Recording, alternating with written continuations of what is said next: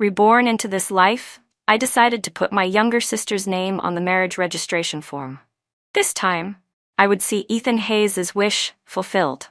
In this lifetime, I would take the lead, let my sister Emily Ward wear the wedding dress, let her put on the engagement ring. With my own hands, I arranged every encounter between Ethan and Emily. When he took her up to Beijing, I went south to enroll at Shenzhen University. All because in my previous life, even when he was past 50, he and our son still knelt before me, begging me to divorce him so he could finally be with Emily. Reborn once more, I only wanted to spread my wings and fly high, free of love's entanglements. When you're done, hand it to me. Ethan tapped impatiently on the table. I stared at the marriage registration form, my fingertip brushing the rough edge as my thoughts drifted away.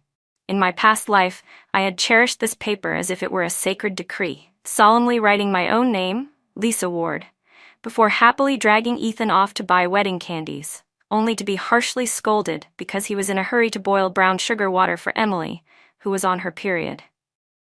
"Yeah, I know, I replied carelessly, then lifted my eyes to glance at his anxious face and the hand that couldn't stop checking his watch. That day he wore a white shirt with the sleeves rolled up to his elbows, revealing his strong arms. I remembered clearly that Emily loved him best like this, always saying he looked so clean and handsome.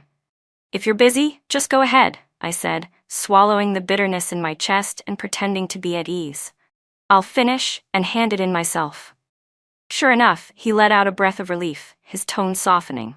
"Don't worry. Once we're married, I'll take responsibility for you. But from now on, don't be jealous of Emily. If people find out, it'll hurt her reputation." I stayed silent. In my past life, I had explained countless times, but in his eyes, I was nothing but a selfish, petty sister who couldn't tolerate her gentle, fragile younger sibling. He said nothing more, quickly turned and left. I took a deep breath, trying to calm my racing heart, but memories from the past rushed back. On our wedding night, he used Emily's illness as an excuse and didn't come home. Every time he was deployed with the military, he brought her along. Emily claimed she had never been to Beijing. Even on the day my son was born, Ethan wasn't there, too busy comforting Emily after her divorce. When I was dying, my son begged me in tears, "Mom, please divorce Dad. Mom, you're nothing compared to him. He's suffered living with you all these years. Let him go." Lying on that hospital bed, I looked at my cold, distant husband standing beside me. He didn't say a word. That suffocating silence was his tacit admission of the truth in his heart. I bit my lip until it bled, then finally let go. No, this time I would not repeat my mistake. I picked up the pen and slowly wrote 2 words in the registration box, Emily Ward. And beside hers, Ethan Hayes. "Ethan, if you love her that much, then as you wish." I handed the completed form to the clerk, took the marriage certificate, and turned to walk out of the Civil Affairs Bureau. My heart did not ache. Instead, I felt an unfamiliar lightness. In my past life, after our parents died in the line of duty, the Hayes family adopted Emily and me. With her sweet tongue and clever ways, Emily won over our foster parents until they valued her more than their own daughter. My foster mother had long intended to marry her to Ethan, but with just one line, "I don't want to compete with my sister," Ethan willingly married me.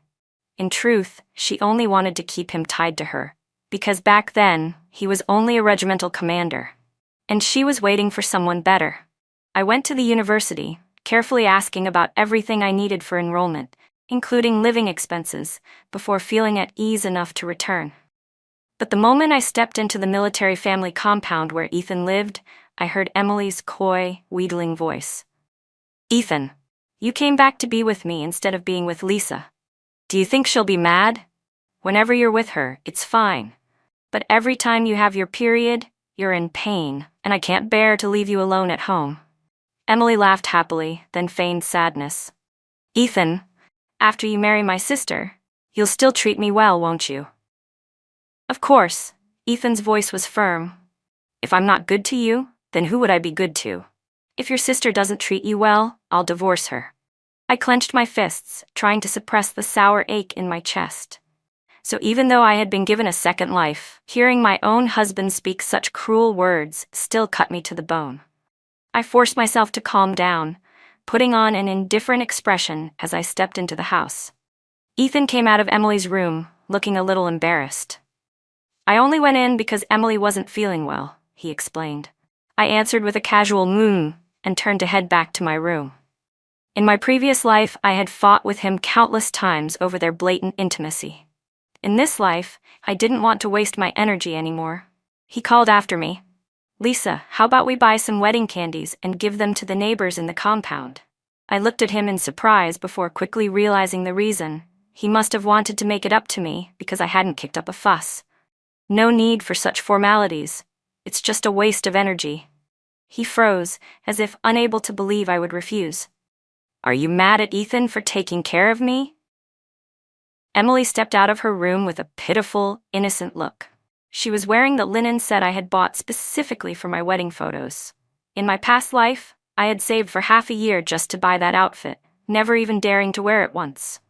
Seeing my gaze fixed on her, Emily grew flustered. Today I saw this set on your bedside table. It was so pretty, I just wanted to try it on, then forgot to take it off. She lowered her head, twisting her fingers like a child caught misbehaving. Ethan instinctively spoke up. Lisa, don't.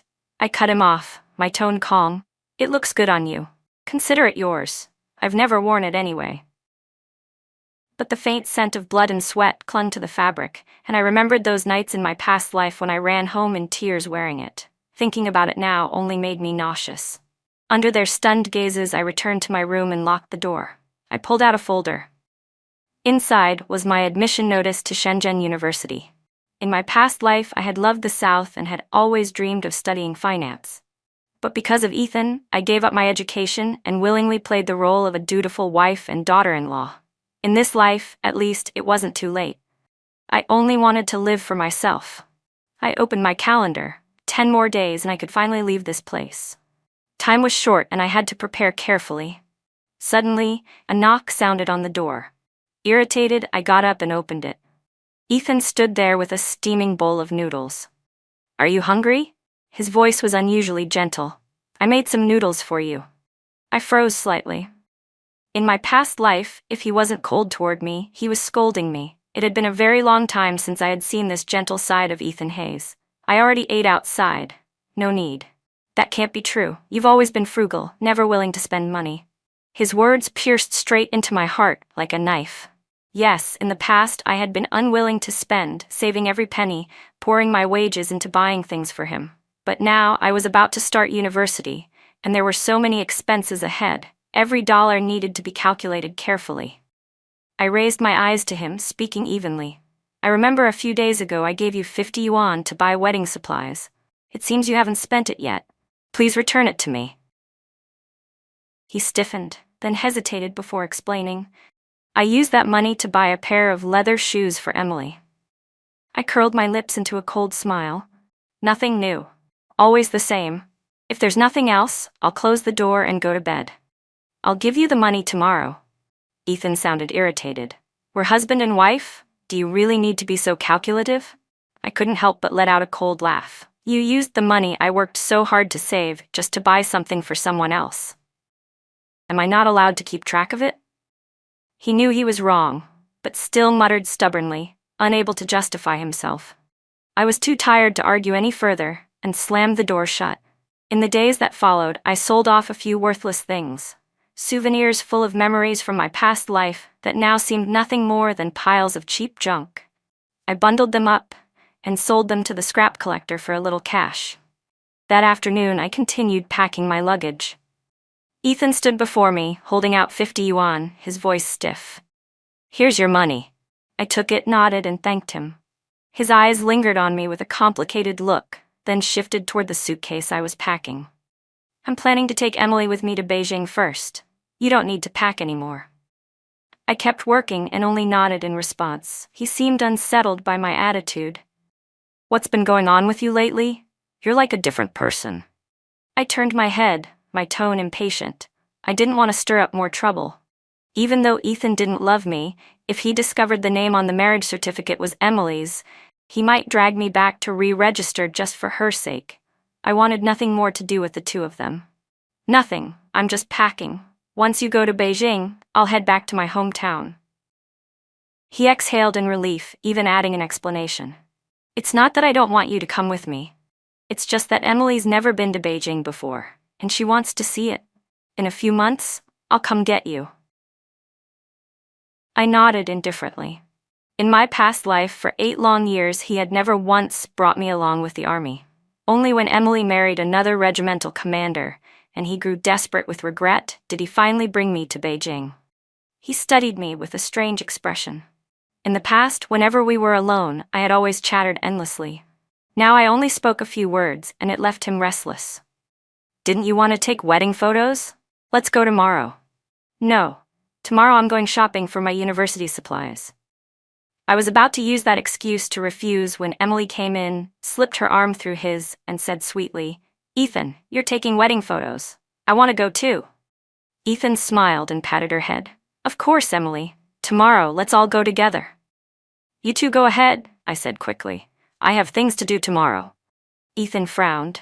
What could be more important than wedding photos? We'll take the pictures first.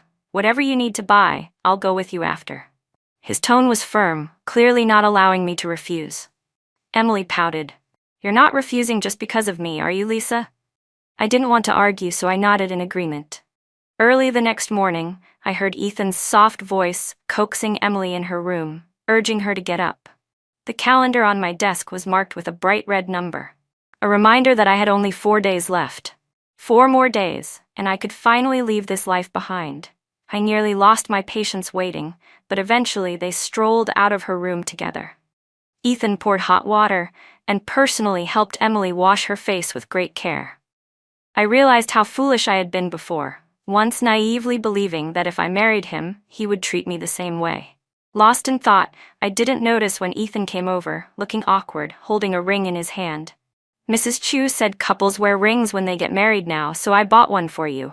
I didn't take it. In my past life, there had never been such a ring. Emily immediately pouted. It's so pretty. I want one too. Then take it, I said coolly. Ethan's face darkened. Don't joke around. This is our wedding ring. But Emily snatched it up, slipped it onto her finger, and waved it proudly in front of him. Ethan, do I look pretty wearing it? Emily asked, holding up her hand. Ethan gazed at her with indulgent eyes, smiling like a fool as he nodded. Then, as if suddenly remembering something, he glanced at me and lowered his voice. Lisa, I'll buy you one next time. I gave a detached nod. I had heard that promise countless times before. It had never once come true. At the photo studio, Emily went first, even taking countless pictures together with Ethan. When it was finally my turn with him, the photographer lifted his camera but suddenly froze, scratching his head awkwardly. Oh, sorry. The film just ran out. Inside, I silently cheered. Perfect. But outwardly, I remained calm and said, forget it then. As we left the studio, Ethan pulled a train ticket from his pocket and handed it to me. It was a standing ticket to Beijing, 4 days from now.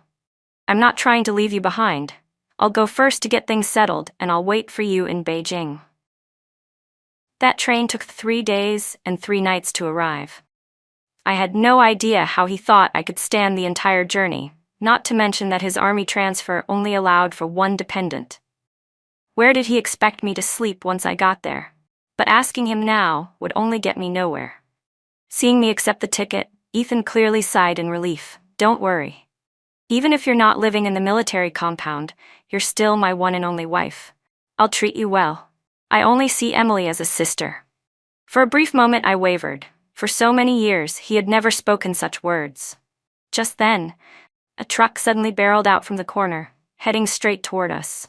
Ethan immediately pulled Emily into his arms and leapt aside with her. Amid the chaos, someone shoved me hard, and in that instant I saw a car speeding straight at me. My body froze in terror, unable to move. The car swerved sharply, struck me, and dragged me a short distance. Pain exploded through me, darkness clouding my vision as cold sweat drenched my skin. The driver leapt down in panic, stammering, "Miss, are you all right? Are you okay?" People gathered quickly, pointing and whispering. I looked past the crowd, my eyes landing on Ethan.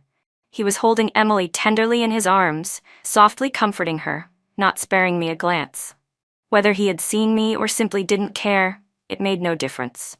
I let out a bitter laugh. Whatever hesitation I had left vanished in that moment. So this was what he meant when he said he would treat me well. The driver took me to the hospital.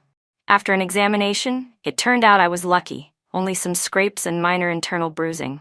Lying in the hospital bed, my whole body ached, but inside I felt strangely calm. Late at night, Ethan finally walked in, his face weary. Seeing I was awake, he looked flustered, his voice hurried. "Lisa, how are you feeling? Any better?" I stared at him coldly, saying nothing. He rubbed his hands nervously, then explained awkwardly. Emily was too shaken, I had to stay with her, so... But when he met my gaze, his words faltered. "Lisa, listen to me." At that moment, it was too urgent. Emily was closer to me, so I reacted instinctively. Yep, I never thought you'd be the one hit. I cut him off. "When are you leaving for Beijing?" He hesitated, answering cautiously, "Tomorrow." "Good, I want to rest. Please go." I closed my eyes, clearly dismissing him. He seemed as if he wanted to say more, but wisely left in the end. The next day, Ethan's mother came, carrying a thermos and smiling warmly. "Lisa, Ethan asked me to come take care of you. Are you feeling any better?" "Much better, thank you, Mom," I replied. As she ladled soup into a bowl for me, she muttered, "That boy Ethan is so clumsy. I wonder if he's even taking proper care of Emily." Halfway through, she suddenly stopped, realizing what she'd said, and fell awkwardly silent.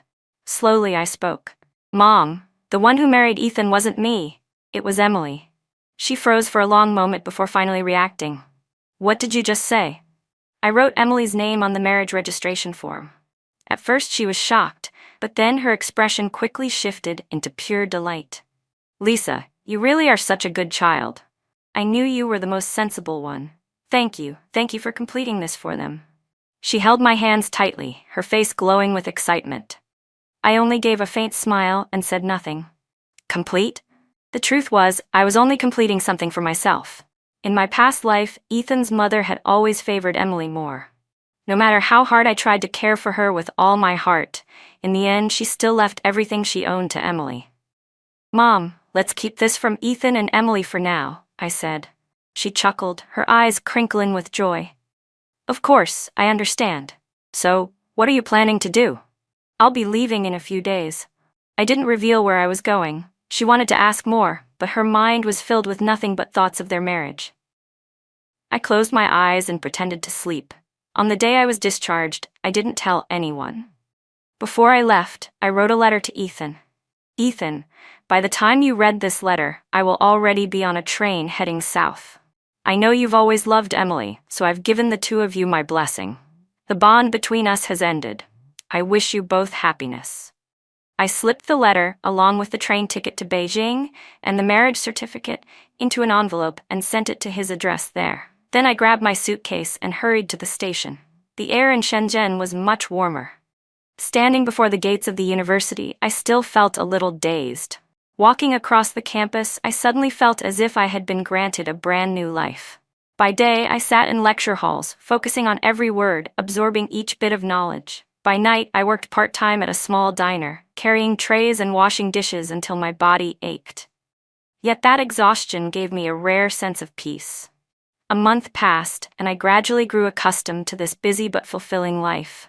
Until the day I saw Ethan standing outside the dormitory. "Lisa, why did you do this? Why did you put Emily's name on the marriage registration? Why didn't you come to Beijing?"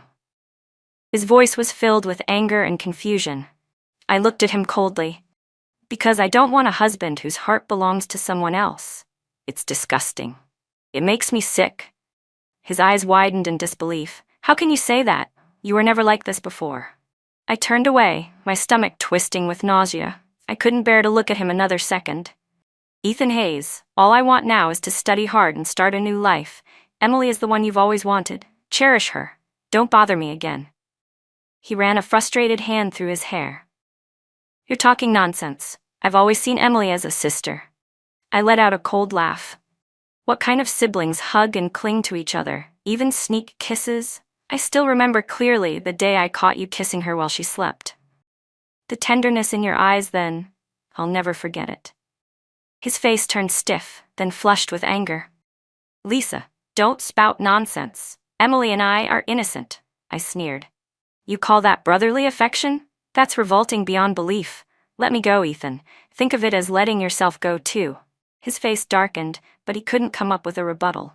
I remembered when we were children, newly adopted by the Hayes family. I had been so afraid I didn't even dare eat my fill. One night, starving, I snuck into the yard to chew on leaves, only to be caught by Ethan. He shared his snacks with me, gently patting my head. "Lisa, don't be scared. I'll protect you from now on." It was that fleeting warmth. That step by step led me into his trap. That's why in my past life, even knowing he didn't love me, I still agreed to marry him. In the days that followed, Ethan lingered around the campus.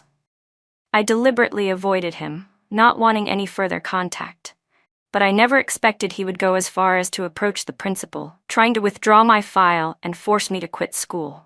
When I was called into the principal's office, Ethan was already sitting there with a serious expression. Rage boiled inside me. "Ethan Hayes, what exactly are you trying to do? On what grounds do you have the right to force me out of school? I want you to come back with me." He stood up, stepping closer, reaching as if to take my hand. I immediately stepped back, dodging his touch. Go back? Go back just to keep watching you and Emily all over each other?"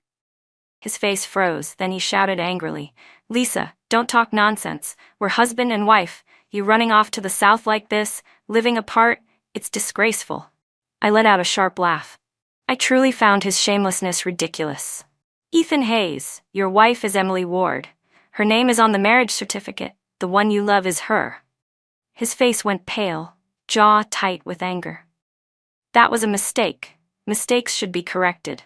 Before, I let you misunderstand, but from now on I won't be like that anymore." His words chilled my heart. He had said the exact same thing in my past life, and yet, didn't he still end up running back to Emily? I turned to the principal, speaking sincerely. "Sir, I really want to continue studying here. Please don't let him force me out." The principal looked at me, then at Ethan, thinking for a moment before saying, "Mr. Hayes, if you and student Lisa Ward have no official relation, then you have no right to handle her withdrawal procedures." Relief flooded me. Ethan opened his mouth to speak again, but the principal cut him off. "If there's nothing else, please leave. I have many matters to attend to." In the following days, Ethan still clung to me, harassing me so much it affected my studies. But what was even more exasperating was that Emily came too. "Ethan, please, let's go back and get a divorce. I don't want this anymore. I don't want to steal my sister's husband. I'm a bad person." She clutched his sleeve, crying miserably. Heart aching for her, Ethan pulled her into his arms, gently patting her back to comfort her. "Emily, don't cry. It's not your fault. This is on me. Let's go home now." Emily sobbed pitifully, even making as if to kneel in front of me. "Sister, I'm sorry. Don't be angry at Ethan. I know you've misunderstood us." "Don't kneel. It's my fault for making you suffer. Let's go home," Ethan said quickly, shooting me a glance, his eyes filled with reproach, as if I were being unreasonable. More and more students had gathered around, whispering and pointing. I didn't bother watching their clumsy performance any longer. I turned and walked away. If they wanted to act, let them. I wasn't wasting my time on it. Still, Emily had her ways, because from that very day, Ethan stopped coming around. I poured myself wholly into studying, joined the math club, and there I met Jason Gu. He was tall and slim, wearing black-rimmed glasses, his smile always bright. Jason excelled at math and often helped guide me, and gradually we became close. Just when I thought my life was finally settling into place, letters from Ethan started arriving one after another, without pause. "Lisa, are you still angry with me? I know I was wrong. Come back, please. Lisa, Emily is pregnant. The baby is mine. I know it's hard for you to accept, but believe me, in my heart there's only you. Lisa, being angry has its limits. Tell me what I need to do for you to forgive me." I tore the letters to shreds and threw them straight into the trash. I truly didn't understand where he got such confidence. To think he believed I would turn back. He must have been shameless. The diner where I worked part-time was always filled with the smell of grease. I quickly wiped down the tables and chairs, then looked up to find Jason Gu sitting quietly in the corner. He gave me a gentle smile. I averted my eyes and buried myself back in my work. When my shift ended, he was still there. On the table before him sat several untouched dishes. "Come eat a little with me," he said, pointing to the chair across from him. "No need, I already ate," I refused, but my stomach betrayed me with a loud growl. He chuckled. "Your face is too thin for this. Come on, Sit down. Unable to resist his sincerity, I sat. A clay pot of steaming soup warmed my chilled body. Lowering my head, I ate hungrily, not bothering with appearances. Slow down. No one's gonna steal it from you, he teased. Halfway through the meal, I felt an itch in my nose. Looking up, I caught Jason smiling at me, holding a single grain of rice between his fingers. Your nose is hungry too? Flustered, I blushed and ducked my head. I knew he liked me, his eyes had never hidden it. But for now, all I wanted was to study seriously. Everything else could wait. When winter break arrived, Ethan's mother kept calling, urging me to return home for the new year. After all, they had raised me. I couldn't be completely heartless. After much thought, I bought a train ticket and carried bags of gifts back to the Hayes home. The moment I stepped inside, I heard a shrill voice shouting, "Ethan, what's the meaning of this?" "I'm telling you, the baby in my belly is yours. I didn't come back here to be wronged." Stunned, I saw Emily, heavily pregnant, furiously berating Ethan. His face was dark as coal, but he didn't dare argue. He could only soothe her softly. "Emily, calm down. The doctor said you can't get too emotional. It's bad for the baby. I just want that coat. Go buy it now." "Emily, I already spent this month's salary. Can we wait until next month?" He carefully helped her sit down, murmuring, "It's my fault. I'm useless. Still just a lowly company commander." "You didn't give the money to her, did you?" Emily's face twisted with suspicion. Ethan's expression changed immediately. "Emily, don't say nonsense. It's been over with her for a long time." "You think I'm stupid? Every few days you write her letters. Do you think I don't know? You don't love me at all. She's the only one in your heart." Emily sobbed, pounding her fists against his chest. Ethan's patience began to fray. "I told you there's nothing. Nothing means nothing." I stood at the doorway watching the scene, finding it laughable to the point of absurdity. In my past life, he had hidden his letters to Emily from me. In this life, he was hiding his letters to me from Emily. In the end, his nature hadn't changed at all. He was never faithful. Ethan Hayes was always a man who wanted both. The first to notice me was Ethan's mother. "Lisa, you're back. Hurry, come persuade Emily. She's been so stubborn lately." She grasped my hand, her voice carrying a hint of pleading. I pulled my hand free and answered coolly, "I'm tired. I want to rest in my room." Her face stiffened for a moment, but she said nothing more, turning instead to gently coax Emily. How different she was now from the lofty, condescending mother-in-law I remembered from my past life. Back in my room, I unpacked and took out the New Year's gift Jason had given me, a red cashmere scarf.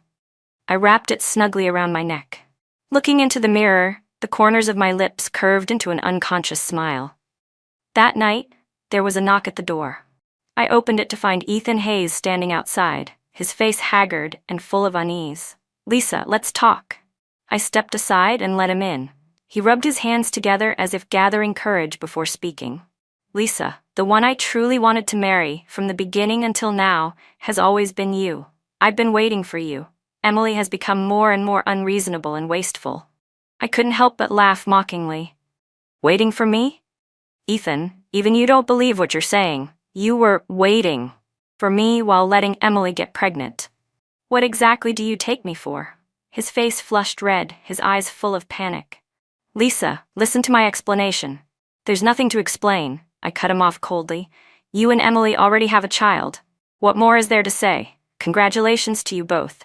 May you live happily ever after, and soon have a healthy son." He fell silent for a few seconds as if recalling something. "Lately, I keep dreaming about you. In those dreams, it was you I married. You were gentle and virtuous, staying home to take care of my parents." His voice faltered, pained. "But even in those dreams, my eyes only had Emily. I was cold to you, hurt you. I was truly a bastard. I even forced you into divorce and made you suffer with our son." I froze. He was dreaming about our past life. He clutched his head, his face twisted in anguish. "I feel so guilty toward you. I want to make it up to you." I swallowed my anger, my voice sharp as ice. "If you really want to make it up, then live well with Emily. Stop bothering me. That's the best thing you can do for the both of us." His eyes flickered with unwillingness, as if he couldn't accept it. "But I still feel that the one who should have been my wife is you." I had completely lost patience. "Ethan, you should leave. This isn't the place for you, and those aren't the words you should be saying." He rose wearily, his footsteps heavy, as he walked out of my room. I watched his back disappear without a ripple of emotion inside me. Whether in my past life or this one, he would always hesitate between two women, greedy to have it all. I began to think, now that Ethan and Emily were both here, I had no reason to stay. The Hayes family had never truly been my home. The next morning, I finished packing and went to knock on Mrs. Hayes's door. I pressed a bank card into her hand, my voice calm. "Auntie, thank you for raising me all these years. The money in this card is everything I've managed to save. Consider it repayment for the care you've given me." She stood stunned, quickly pushing it back. "Lisa, how could I possibly take this from you?" "Just keep it." I gripped my suitcase handle and said flatly, "I have school matters to attend to. I'll be leaving first." Without looking back, I walked out of the Hayes home without a trace of reluctance. At the ticket counter, the line stretched long. When it was finally my turn, the clerk informed me that tickets to Shenzhen were sold out. Checking again, the soonest available was 2 days later. Frustrated, I ruffled my hair. Where was I supposed to go now? Sleep on the streets? Just as I was caught in that dilemma, a familiar figure appeared before me, arms full of bags. "Lisa!" Jason Gu's face lit up with joy as he quickly approached. I blinked in surprise, then smiled. "Jason, what a coincidence. You're in Sun City too?" "Yeah. What about you? You don't have anywhere to go?" His voice carried concern, and after a pause he said hesitantly, "If that's the case, why don't you come spend the new year at my place?" I was taken aback, immediately waving my hand. "How could I? That'd be too much trouble." "Trouble? What trouble?" He smiled gently. "It's just me and my grandma at home. Every New Year is so quiet. With you there, it'll be livelier. Besides, I'd worry if you wandered around alone during the holiday." He hesitated again. "Then do me a favor, Lisa," Jason added with a teasing grin. "Think of it as helping me take care of my grandma. She gets lonely at home." The way he acted so playfully made me laugh. I couldn't refuse, so in the end I nodded in agreement. Stepping out of the station, a cold gust of wind hit me, making me pull my coat tighter. Jason immediately slipped off his own jacket and draped it over my shoulders. A warm, woody scent enveloped me. "Cold, isn't it? Sun City is much colder than Shenzhen." I shook my head, but inside, a warmth spread through me. Jason's home was in the old quarter of Sun City, a 2-story house full of traditional charm. As soon as we entered the courtyard, the smell of freshly steamed buns drifted through the air. At the kitchen door stood an elderly woman with silver hair, smiling kindly at us. "Jason, you're home, and this is?" Her eyes landed on me, then her smile brightened. "Oh my, you've brought such a pretty young lady home to see me this year?" Flustered, my face burned red and I lowered my head. Jason chuckled and introduced me. "Grandma, this is Lisa Ward, my friend." Good, good, good. Hurry inside, it's freezing out here." While Grandma busied herself in the kitchen, Jason carried my luggage into the living room. The room wasn't large, but it was clean and cozy, the bedding faintly carrying the scent of sunshine. "Get some rest. The buns will be ready soon," he said softly. I nodded and sat down on the bed, watching the snow fall outside the window. A peace I had never known welled up inside me. Maybe this was what a family was supposed to feel like. That evening, we gathered around the table, savoring steaming hot buns. Grandma kept placing food into my bowl. "Lisa, come visit often, okay? My home will always welcome you." I smiled and nodded, warmth filling my chest. After dinner, Jason suggested taking a walk in the nearby park. In winter, the park was nearly empty, just a few couples leaning into each other, cherishing the rare quiet. We walked along the lakeside in silence as snowflakes drifted down, settling over us like a thin silk veil. "Thank you, Jason," I finally broke the silence, speaking softly. "For what? For giving me a place to stay, for giving me a peaceful harbor." He looked at me, then grinned mischievously. "So, are you planning to repay me with your life?" I froze, then scoffed playfully. "Keep dreaming." I said it with a show of arrogance, but my heart stirred faintly. "Then how will you repay me?" he teased.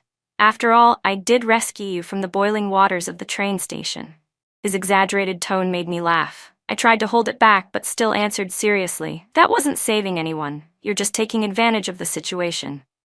He pretended to think, then nodded earnestly. "How about this? Until school starts, you cook for me every day." I rolled my eyes. "Nice try. I'm a terrible cook." Don't even think about it. He laughed, eyes crinkling. That's fine. I'm not picky. I drew in a deep breath, trying to calm my racing heart, but memories from my past life kept flashing in my mind. His shameless persistence made me laugh again, though I snapped in mock annoyance. You call this repaying kindness? Obviously, you're just trying to take advantage of me. He sighed dramatically, pretending to be disappointed. Seems like I'm still not charming enough. Then suddenly, he leaned closer, his deep eyes glinting with mischief. Maybe I should try a little harder. My cheeks flamed hot. I hurriedly took a step back. Don't you dare! Seeing my panicked expression, he burst into laughter. Relax, I'm only teasing you. He reached out to gently pat my head, his voice soft. Come on, let's head back. If Grandma sees it's late, she'll start worrying. When we returned, Jason's grandmother had already prepared a steaming cup of ginger tea, saying it would chase away the cold. I held the cup in my hands, letting the warmth seep into me, filling the little house with comfort. For the first time, a flicker of hope for the future stirred in my heart. Perhaps letting go of the past and starting over wasn't such a bad thing after all. On New Year's Eve, fireworks bloomed brilliantly across the night sky, their thunderous bursts echoing everywhere, one wave after another. I stood by the window, watching the lights reflect off the snow, and for a moment it felt as though I had stepped into another world. Happy New Year, Lisa. His voice brushed my ear, his warm breath tickling my skin and making me shiver. I turned, meeting the deep, ocean-like gaze in Jason's eyes. In that instant, time seemed to stop, and my heart skipped a beat. Happy New Year, Jason. He tilted his head, leaned close, and whispered into my ear. I like you, Lisa. Outside the window, fireworks continued to burst, their dazzling glow lighting up my face and reflecting in Jason's gentle smile. The spring semester arrived quietly, carrying with it the gentle warmth of renewal. I buried myself in my studies, walking through the campus with steady steps, no longer glancing back at the shadows of the past. Ethan and Emily became nothing more than distant names, chapters of a story I had finally closed. Jason often walked beside me, his smile bright like sunlight after the long winter. With him, I didn't feel the suffocating weight of sacrifice or betrayal, only a calm companionship, a steady warmth that reached my heart. His grandmother treated me with a kindness I had never truly known before, and for the first time, I realized what it meant to belong. I once thought love was giving everything to someone who never looked my way, but now I understood. Love wasn't about clinging desperately, nor about enduring pain for the sake of someone else. It was about respect, about peace, about growing together while still being yourself. As I stood beneath the cherry blossoms that bloomed across the campus, petals drifting like falling snow, I finally felt free. This life was mine to live, not for Ethan, not for Emily, not even for anyone else's expectations. It belonged to Lisa Ward, a woman who had finally learned to let go and soar.